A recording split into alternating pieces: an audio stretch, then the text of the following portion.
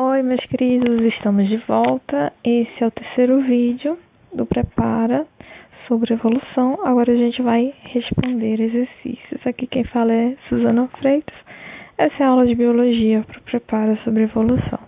Então a gente já passou aqui por todos os conceitos, o que é evolução, evidências evolutivas, os conceitos de homologia, os conceitos de analogia, convergência evolutiva e também de irradiação adaptativa. E agora, a gente vai, então, exercitar um pouquinho os nossos conhecimentos. Então, aqui, esse exercício é do Enem. Na solução aquosa das substâncias orgânicas prebióticas antes da vida, a catálise produziu a série de moléculas complexas de todas as classes, inclusive proteínas e ácidos nucleicos. A natureza dos catalisadores primitivos que agiam antes não é conhecida. E é quase certo que as argilas desempenharam um papel importante. Cadeias de aminoácidos podem ser produzidos no tubo X2 de ensaio mediante a presença de certos tipos de argila. Mas o avanço verdadeiramente criativo, que pode, na realidade, ter ocorrido apenas uma vez, ocorreu quando uma molécula de ácido nucleico aprendeu a orientar a reunião de uma proteína, que, por sua vez, ajudou a copiar o próprio ácido nucleico. Em outros termos, um ácido nucleico serviu como modelo para a reunião de uma enzima que poderia, então, auxiliar na produção de mais ácido nucleico. Com esse desenvolvimento, apareceu o primeiro mecanismo potente de realização. A vida tinha começado. Então, nessa pergunta, ela fala, considere o esquema ao lado. E aqui a gente tem um esquema, onde temos, de um lado, o tempo em anos, em bilhões de anos, do atual até o mais antigo, que a formação da Terra ocorreu há 5 bilhões de anos atrás, e os eventos, formação da Terra, primeiros ácidos nucleicos, primeiras células e assim por diante. Então a pergunta diz: o avanço verdadeiramente criativo citado no texto deve ter ocorrido no período compreendido aproximadamente entre, e aqui tem as opções de milhões de anos. Para responder isso, o que a gente faz? A gente volta lá no texto e vai procurar onde que ele fala dos avanços verdadeiramente criativos. Então, ele começa aqui, mas o avanço verdadeiramente criativo, que pode, na realidade, ter ocorrido apenas uma vez, ocorreu quando uma molécula de ácido nucleico aprendeu a orientar a reunião de uma proteína, que, por sua vez, ajudou a copiar o próprio ácido nucleico. O próprio ácido nucleico. Em outros termos, o ácido nucleico serviu como modelo para a reunião de uma enzima que poderia, então, auxiliar na produção de mais ácido nucleico. Com esse desenvolvimento, apareceu o primeiro organismo potente de realização. A vida tinha começado. Então, aqui ele fala, o avanço verdadeiramente criativo ocorreu quando uma molécula de ácido nucleico aprendeu a orientar a reunião de uma proteína. Então, a gente volta. A pergunta é: o avanço verdadeiramente criativo citado no texto deve ter ocorrido no período. Então, a gente vai ter que fazer o quê? Encontrar qual foi o período que o texto fala que ocorreu esse avanço verdadeiramente criativo. Se eu não ficar atento à leitura do texto, eu posso pensar: o avanço verdadeiramente criativo é quando surgiu o maior número de seres. E daí eu ia pensar nessa parte aqui de cima, porque surgiu plantas, répteis, pássaros e ser humano.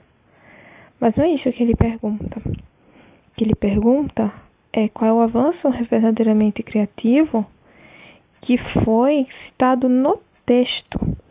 Então, o que foi citado no texto?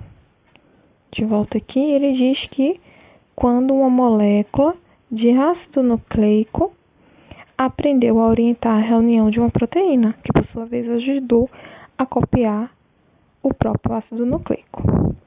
Então, fazendo essa distinção, quando a gente vê aqui, formação da Terra ocorreu há 5 bilhões de anos. Primeiros ácidos nucleicos surgiu aqui, certo? Aí surgiu as primeiras células, né? As primeiras células, o ponto é aqui. Então, quando ele diz que o avanço verdadeiramente criativo, citado no texto, é o surgimento dos ácidos nucleicos. Então, qual é o tempo, em anos, em que surgiu os ácidos nucleicos? Bem, se aqui é 5.000 e aqui é 4.000, aqui deve ser 4,5, ou o mais próximo disso possível. Se aqui é 4.000 e aqui é 3.000, as primeiras células surgiram basicamente em 3,5 mil.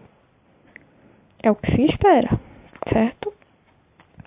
Então, esse avanço provavelmente se deu nesse intervalo, entre os primeiros ácidos nucleicos até o surgimento das primeiras células. Então, esse intervalo aqui é compreendido em quê? 4,5 a 3,5 bilhões de anos. Então, a resposta, letra B, 4,5 e 3,5. O aparecimento dos ácidos nucleicos possibilitou a transmissão das informações dos seres vivos e diferentes combinações de código genético se deu esse avanço verdadeiramente criativo, dito no texto. Analisando a linha do tempo, os primeiros ácidos nucleicos surgiram entre 5 e 4,5 bilhões de anos. Então, daí é onde a gente tira o início desse processo. Lembrem-se e fiquem atentos à leitura da questão, certo? A charada está aqui. Ele fala o avanço verdadeiramente criativo citado no texto. E daí, se eu não estiver ligada, eu posso perder essa questão. E daí, por quê? Porque eu tenho que voltar no texto. Eu tenho que ler o texto todo de novo, procurar onde é que ele falava dos avanços verdadeiramente criativos, certo? Então, fiquem atentos nesse vai e vem necessário para eu responder uma questão. E agora vamos para a segunda pergunta. A segunda pergunta diz assim: sabemos que Jean-Baptiste Lamarck foi um dos primeiros estudiosos que compreenderam que o meio poderia de alguma forma influenciar na evolução de seres vivos. Apesar de algumas conclusões errôneas, esse pesquisador foi muito importante para a biologia evolutiva.